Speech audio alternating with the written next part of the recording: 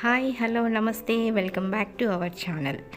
ఈరోజు వీడియోలో నేను చాలా ఫాస్ట్గా త్వరగా రెడీ అయిపోయే ఒక ఫ్రై చూపించబోతున్నాను.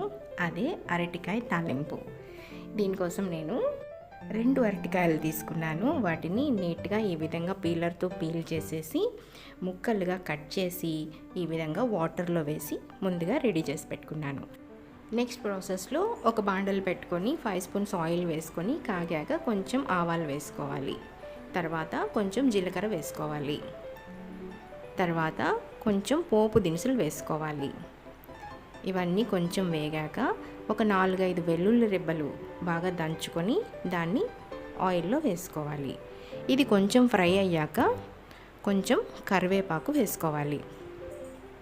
ఈ తిరమాత కొంచెం ఫ్రై అయిన తర్వాత మనం ముందుగా కట్ చేసి పెట్టుకున్న అరటికాయ ముక్కలు వేసుకోవాలి. వీటన్నిటిని బాగా మిక్స్ చేసుకోవాలి. ఈ విధంగా బాగా మిక్స్ చేసుకొని మూత పెట్టుకొని ఒక 5 మినిట్స్ ఫ్రై అవ్వనివ్వాలి. 5 మినిట్స్ అయిపోయిందండి. ఈ విధంగా ఫ్రై అయిపోయాయి. తర్వాత దీంట్లో కొంచెం పసుపు యాడ్ చేసుకోవాలి. తర్వాత రుచికి సరిపడా ఉప్పు వేసుకోవాలి. నేను ఇక్కడ 1 స్పూన్ ఉప్పు వేస్తున్నాను. తర్వాత కారం పొడి కూడా అంతే, రుచికి సరిపడా వేసుకోవాలి.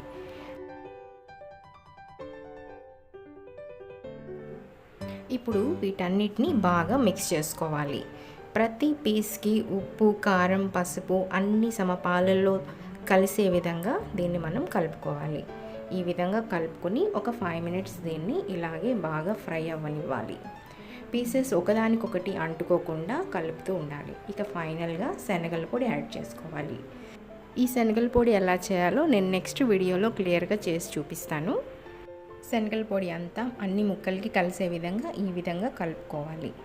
చూసారు కదా, ఎంతో టేస్టీగా యమ్మీగా ఉండే అరటికాయ ఫ్రై రెడీ అయిపోయింది. ఇక సర్వ్ చేసుకుందాం.